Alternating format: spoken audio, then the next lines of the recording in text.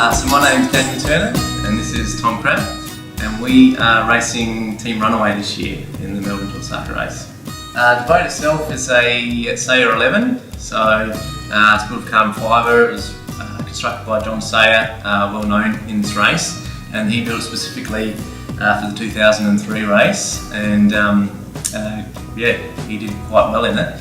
And the boat itself went on to two other owners, Andrew and James, and they competed in the boat in 2007. However, that year it didn't finish. So here we are. I've now purchased the boat, and we're having a crack at this edition in 2018. And Tom, you've done the event before. Tell us about that.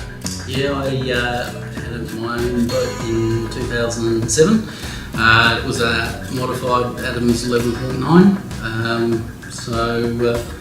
Yeah, that was definitely a project. I did it with a good friend called Trent Justice, who was working with All Yachts at the time. So when Daniel was talking about doing the race on a Runaway, it made me think about going again on a boat that had been well built and had been there before. So yeah, there you go, back in the ring. So Daniel, what sort of things have you had to do to the boat to make it ready for this race? Yeah, so I purchased the boat in 2016, around mid-2016 I think it was. We took it out of the water to do a bit of work, and it turned into a pretty big project in the end. We sort of ended up stripping it right back, and yeah, you know, we put new non-skid on board, and we basically went through all the fittings, and anything that wasn't serviceable we replaced. And yeah, we just sort of one thing led to the next, and all of a sudden we've basically got a new boat on our hands. So we're getting closer towards the end of the list now. So yeah, we're really looking forward to finishing it all off. We've been working hard the last couple of weeks, and yeah, once we're done, we're going to get a bit more practice in, and then we'll be heading to Melbourne for the start. We're keeping the boat simple and keeping it light, so we're not having very many luxuries at all. We don't have fridges, we don't have anything like that. So yeah, in terms of keeping ourselves cool, I think it's going to be basically makeshift canopy, and then staying under that here and there. So Tom has a bit of an understanding of what it's like up there. So you know, I've been getting a lot of knowledge of him, and we've been implementing a lot of things from that race, and you know, putting those things on board. So Airflow and shade. That's Airflow and shade. Yeah, like you don't need much, but just a little bit of respite.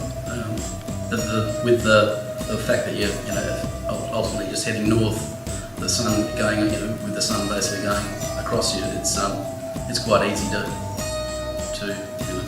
have something rigged up and modify it throughout the day. So in preparation for the boat coming back, what we actually did was we constructed a cradle.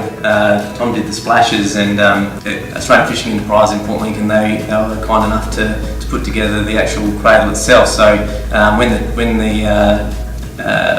tuna ship come over for this year's harvest, we actually were in a bit of a rush to get this constructed so we could get the cradle on board this season when they were heading back.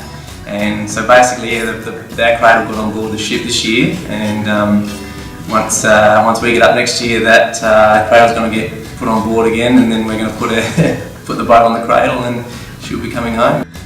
We've been very lucky in this campaign to have a lot of people on board, and the support's been amazing. In particular, Australian Fishing Enterprises, Port Lincoln and the Torrey Reefer Line, who's taken the boat back for us. We've been lucky to have people like Port River Marine help us out, Wishart Pacific, High Ropes helping us out with ropes. We've had Ship Tech Andy, who's down on the boat right at the moment, actually working on our electrical systems. We've got all new electrical systems and wiring, light fittings and all that sort of stuff. So we've been lucky to have him on board, and the list goes on and on. Finally, I guess I'd like to thank obviously Tom for obviously joining me on this campaign. He's very experienced, so I'm lucky to have him on board. And my family, of course, my mum and dad, who have just been, their support's been astronomical, and to my wife Nikki, who without her on board, and my three children, Ciara, Cameron and Valen, they've enjoyed this whole experience, and everyone's just got together and made this thing happen. So.